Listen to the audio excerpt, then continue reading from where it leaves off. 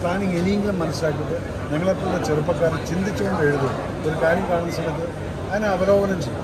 അതാണ് ഞാൻ എൻ്റെ വായന 8 മണിക്ക് ഞാൻ കാലത്ത് പറഞ്ഞത്. അത് എല്ലാവരെയും ചിന്തിപ്പിച്ചിട്ടുണ്ട്. എനിക്ക് വളരെയധികം സന്തോഷമുണ്ട് ആൾക്കാർ അതിനെ പോസിറ്റീവായിട്ട് എടുത്തിട്ടില്ല. So we all should fight against these kind of anti national activities. അതാണ് ഞാൻ പറഞ്ഞത്, നമ്മുടെ രാജ്യത്തിനകത്തുമുണ്ട് ഇത്. അപ്പോൾ അവരെയും കൂടെ നിങ്ങൾ ഐഡൻറ്റിഫൈ ചെയ്യണം. അത് പൊളിറ്റിക്കൽ സെക്ടറിലാവാം, രാജ്യത്തിന് എഗൻസ്റ്റായിട്ട് സംസാരിക്കുന്ന ആരാണെങ്കിലും അവരെ ആ രീതിയിൽ തന്നെ നിങ്ങൾ കാണും. അതുകൊണ്ടാണ് അത് സിനിമയാണെങ്കിലും ശരി, ടെററിസ്റ്റ് ആണെങ്കിലും ശരി, എന്ത് തന്നെയായാലും ശരി, if someone is talking or taking any stand against the nation, you all should stand together without any party, caste, creed, nothing. Always feel that we are Indians. That's all. നടപടികൾ ഇപ്പം ഞാൻ ആഗ്രഹിക്കുന്ന നടപടി എന്ന് പറയാം. ഞാൻ ആസ് എൻ ഇന്ത്യൻ അല്ലെങ്കിൽ നിങ്ങളെപ്പോലുള്ള ചെറുപ്പക്കാരുടെ കിടക്കുന്ന രക്തത്തിൻ്റെ ഒരു ഫീലിംഗ് ഞാൻ പറയാം. ഇതിന് അപ്പുറത്തോട് ഒരു 6-7 മാസം മുന്നേ അമിത്ഷാജി പറഞ്ഞിട്ടുണ്ടായിരുന്നു, പാകിസ്ഥാൻ ഒക്യുപ്പൈഡ് കാശ്മീർ എന്ന് പറയുന്നത് നമ്മുടെ കാശ്മീർ പാകിസ്ഥാൻ ഒക്യുപ്പൈ ചെയ്തിരിക്കുന്നതാണെന്നുള്ളതാണ് ഇംഗ്ലീഷിൽ പറയുന്നത്. അപ്പോൾ അത് നമുക്ക് തിരിച്ചെടുത്തുകൂടെ? അപ്പോൾ അതങ്ങ് തിരിച്ചെടുക്കുക. ഈ ഒരു ചാൻസിൽ അത് ഈ ഒരു സന്ദർഭത്തിൽ അതാണ് ചെയ്യേണ്ടത്.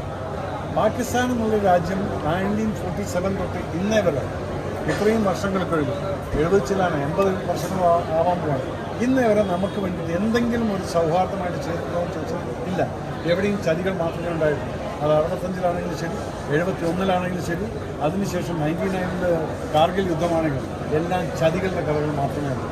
സോ ഇനിത് വെച്ചിരിക്കാൻ പാടില്ല. ഇന്നസെൻ്റായിട്ടുള്ള 29ഓളം ആളുകളെ കൊന്നിട്ട് അതിനുശേഷം നമ്മുടെ രാജ്യം വെറുതെ ഇല്ല.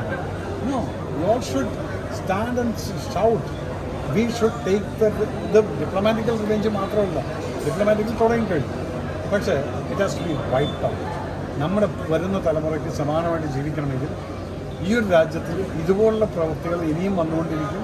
അതിന് നമ്മൾ ഒറ്റക്കെട്ടായിട്ട് എതിർക്കണം. അവിടെ നിങ്ങൾ ഹിന്ദു, മുസ്ലിം അല്ലെങ്കിൽ ക്രിസ്ത്യാനി ഇതൊന്നുമല്ല. Always feel that feeling. എൻ്റെയൊക്കെ ലൈഫിൽ എത്ര ഉണ്ടെന്നല്ല, പക്ഷേ at least you all should feel that we are the Indians. ആ രാജ്യസ്നേഹമാണ് നിങ്ങൾ കാണിക്കുന്നത്. That is what I want to say. ഈ കാര്യങ്ങൾ ആക്ച്വലി കാശ്മീർ ടൂറിസത്തിന് ഭയങ്കര കാര്യമായിട്ട് ബാധിപ്പിക്കണം എന്ന് പറഞ്ഞിട്ടാണ് അവർ ചെയ്തിരിക്കുന്നത്. അതിനെയാണ് നമ്മൾ ഓരോരുത്തരും ഇനി ശക്തമായിട്ട്. ഞാൻ അടുത്ത ഒരു 10 ദിവസത്തിനകത്ത് ഞാൻ കാശ്മീർ പോയി. കാരണം ഞാനൊരു പടം പ്ലാൻ ചെയ്തിട്ട് അത് മാറ്റില്ല, ഞാൻ അവിടെ തന്നെ ഷൂട്ട് ചെയ്യും. കാരണം 16 വർഷങ്ങളുടെ മിലിറ്റൻസി ഉണ്ടായ സമയത്ത് കീർത്തിചക്ര എന്നുള്ളൊരു സിനിമയും കൊണ്ട് പോയിട്ട് ഞാനാണ് ആദ്യമായിട്ട് ഷൂട്ട് ചെയ്തത്. അന്ന് ലാലേട്ടനെ പോലുള്ള ആളുകളും അതിലഭിനയിച്ച ഓരോ ആർട്ടിസ്റ്റും എൻ്റെ കൂടെ ഉണ്ട്. 25 ദിവസം നമ്മളവിടെ ഷൂട്ട് ചെയ്തു. അതുപോലെ അന്ന് ആ സമയത്ത് 10, 12, 13 സ്ഥലങ്ങളിൽ ഗ്രനേഡ് എറിഞ്ഞിട്ടുണ്ടാവും ഷൂട്ടിംഗ് മുടക്കാൻ വേണ്ടി. ഞാൻ ഇനി ഇതിനെന്താണെന്ന് വെച്ചാൽ ഇത് ടൂറിസത്തിനെ ബാധിക്കരുത്. Kashmir should grow up.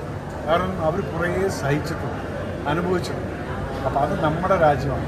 ആ രാജ്യത്തിലെ ആളുകളെ രക്ഷിക്കുക അല്ലെങ്കിൽ സംരക്ഷിക്കുക, അവരെ ഉയർത്തെഴുന്നേൽപ്പിക്കാൻ നമ്മൾ ഓരോരുത്തരും പ്രയത്നിക്കണം. അതുകൊണ്ട് നിങ്ങളാരും പേടിച്ചിരിക്കരുത്. Promote the tourism in Kashmir എന്നുള്ളതാണ് ഒരു ശരിയായൊരു ഉത്തരം ഈ ടെററിസ്റ്റുകൾക്ക് കൊടുക്കും. മരണം എന്നുള്ളത് ഒരിക്കലേ വരുന്നതാണ്.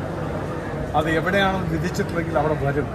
അതുകൊണ്ട് ആ മരണത്തിനെ ഭയന്നുകൊണ്ട് നിങ്ങൾ ഈ ടൂറിസം ഇനിയിപ്പോൾ ഞങ്ങൾ അങ്ങോട്ട് പോകുന്നില്ല. No, that will be a covered statement. As a true courageous Indian we should say yes, we will go to Kashmir once again. ഞാൻ പോകുന്നത് അന്ന് ഞാൻ അവിടെ നിന്ന് വീഡിയോ എടുത്ത് അയച്ചു. Thank U.